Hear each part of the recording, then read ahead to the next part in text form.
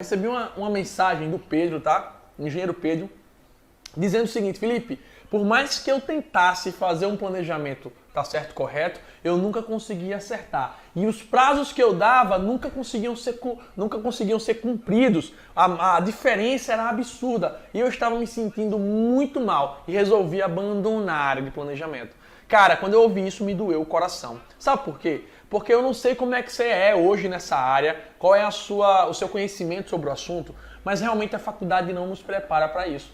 A faculdade, ela não ensina você nem sequer a mexer no MS Project, que é o programa mais comum sobre planejamento.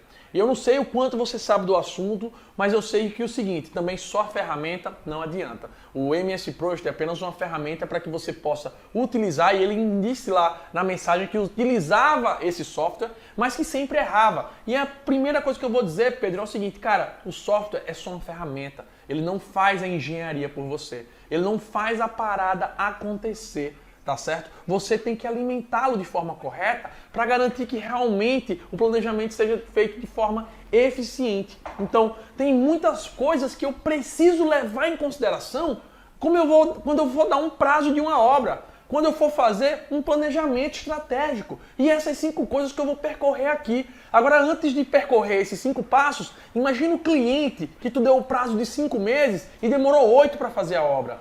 Como é que esse cara vai ficar? Se ele mora de aluguel, ele vai pagar 3 meses a mais de aluguel.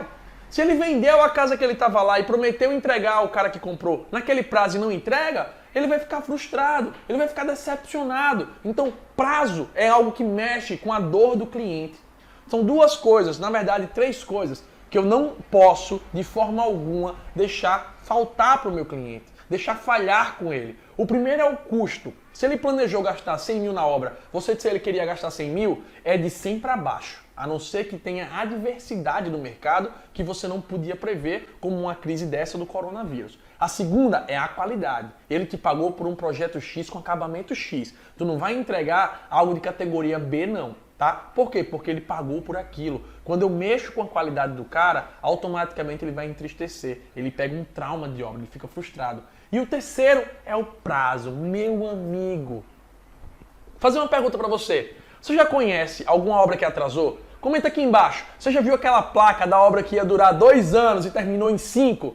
Você já viu aquela situação de ver a placa da obra do governo federal dizendo que a obra ia durar 1 ano e meio, foi gasto 1 milhão e 500 mil reais, mas o cara não terminou, passou 2 anos e não terminou. Óbvio que obra pública tem outros fatores políticos que eu não vou entrar aqui, mas a maioria dos casos é simplesmente por falta de planejamento de obras. É falta de saber como fazer um bom planejamento, de seguir os princípios básicos, as premissas para que você tenha uma boa sequência e uma data assertiva. Quem já viu uma obra atrasada? Quem já viu um cronograma que não conseguiu ser cumprido? Comenta aqui embaixo para eu saber de vocês.